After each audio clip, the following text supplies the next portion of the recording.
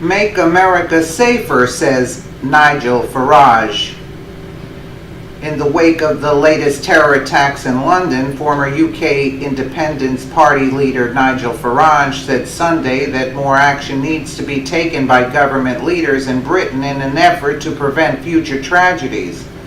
I want to hear that in our state-run schools and prisons, which we're in charge of, we are absolutely going to make sure that radicalization doesn't take place, Farage told Maria Bartiromo on Sunday Morning Futures.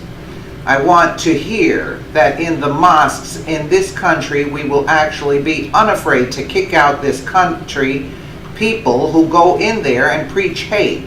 I also want to hear, which I heard a bit of from the Prime Minister, that we do want to try, if we possibly can, to stop some of this stuff being there, freely available on the internet. That is an absolute minimum. The attack, which is the third Britain has experienced in the last 3 months, took place late Saturday night when a van drove into pedestrians on London Bridge. 3 men exited the van and reportedly attacked people at bars and restaurants in Borough Market. At least 7 people were killed and dozens injured.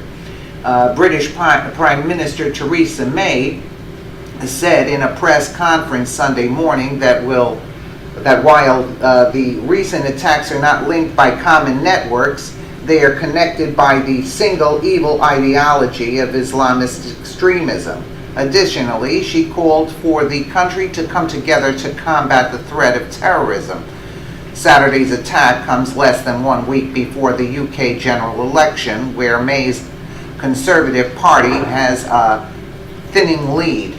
Farage noted that while the UK has dealt with terror issues in the past, specifically with the Irish Republican Army, he has noticed a recent change of attitude among Britons. Every time one of these attacks happen, our leaders show their regret, their sorrow, their astonishment, and their shock, he said.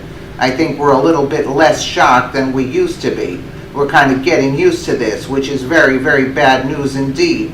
And I think people are beginning to say, what are leaders actually going to do?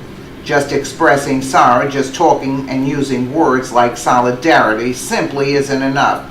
President Donald Trump responded to the attacks via Twitter, criticizing London Mayor Sadiq Khan's response and suggested political correctness was a factor in the latest round of terror attacks. We must stop being politically correct and get down to the business of security for our people. If we don't get smart, it will only get worse. Absolutely. Later, the president tweeted, at least 7 dead and 48 wounded in terror attacks, and Mayor of London says there is, quote, no reason to be alarmed. Trump is absolutely right to be committed to attempting to make America safer, and it's absolutely wrong that judges and some on Capitol Hill are trying to stop him, Farage said. He is trying to stop your country from going down this route. He is right. And also the police were unarmed down there. They're unarmed. They only had the batons and the police were running away when this was taking place. The police were running away, and the citizens had to be throwing chairs in order to protect themselves, to fight back. Let's take a quick listen here to Nigel Farage. Let me start this. Sorry about this, folks.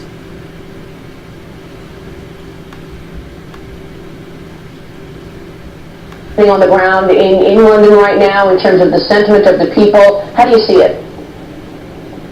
Well, it's jumping in one way because I've been in London all morning and there are a lot of police cars around, a lot of police on the streets, quite a lot of sirens, and I guess we now know there have been a lot of raids in East London and at least a dozen people have been detained. So London is very quiet this morning. There are fewer people out on the streets than I would normally expect to see on a Sunday. I mean, generally, people do in this city, and don't forget we had the threat of IRA terrorism, long before this.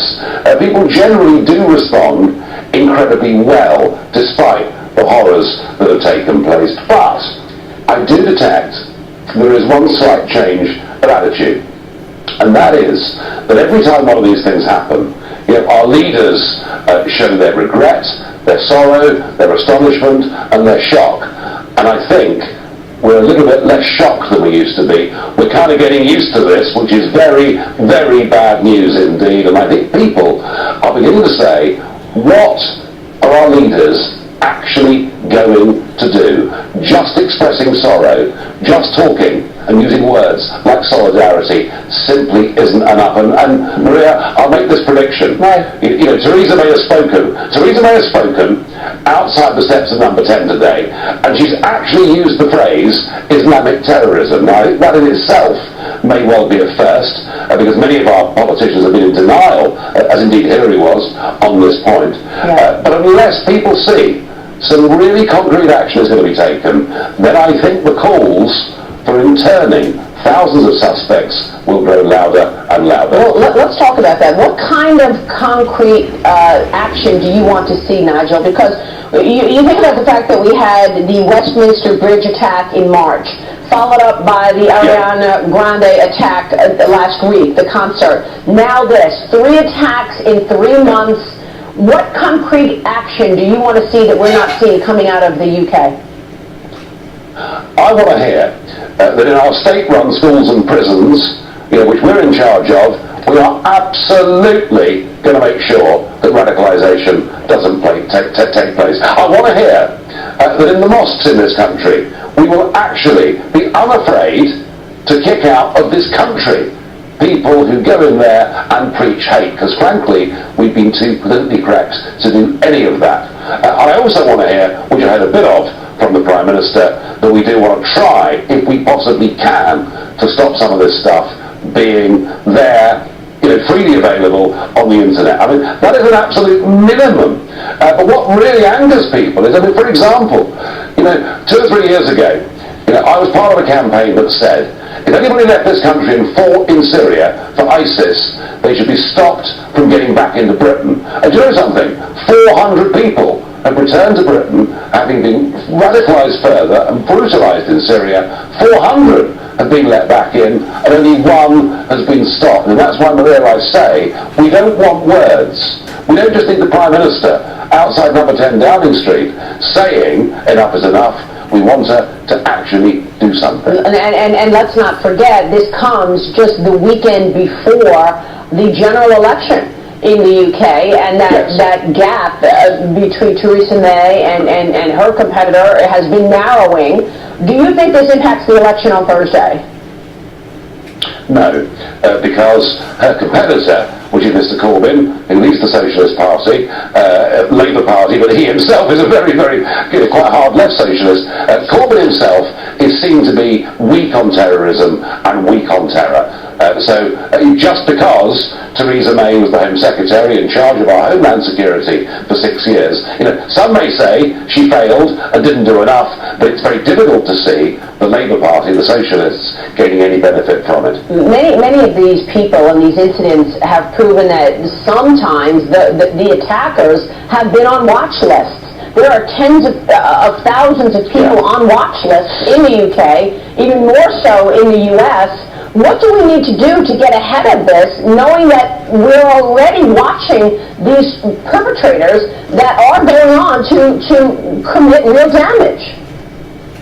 Well, we don't yet know who these 3 individuals are, and my guess is the authorities will not tell us who they are until they've completed the sweep of all those closely connected to them. But I would be very surprised if these were not known persons, very surprised if they hadn't been investigated at some point. And I have to tell you, even though I've been one of those voices saying there is a real problem here, even I was shocked last week when I learned there are 23,000 people of interest to the authorities in this country in relation to jihadi terrorism. So the problem that we've built for ourselves is huge.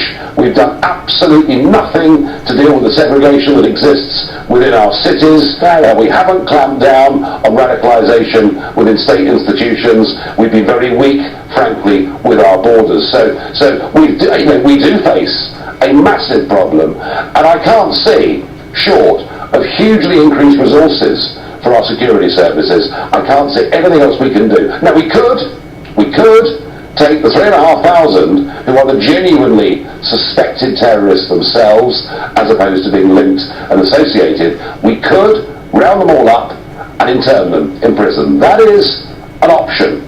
Well, what you're saying is also one of the reasons that U.S. President Donald Trump has tweeted out saying, look, we need this travel ban in place, trying to push his policies on the heels of this horrifying situation in the UK. I don't know if you think that's going to help sway minds in the U.S. Real quick, Nigel.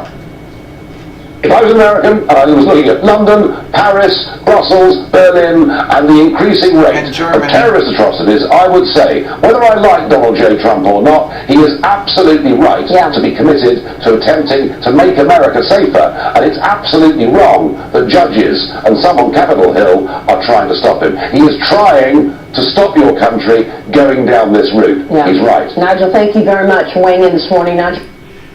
And the fact is, these people are animals. Why should we let them in? What mean vetting? What is this vetting process? Close it. Nobody enter. That's it. I don't want to vet anybody. I don't want anybody here. I'm not supporting anybody. And we should make our voices heard. We're not going to support these people. They're coming in here. They're looking for support from us. No, America has its own problems. We can't take care of animals that are trying to come in here and ruin our country. Let us know what you think in the comments below, and thank you so much for watching.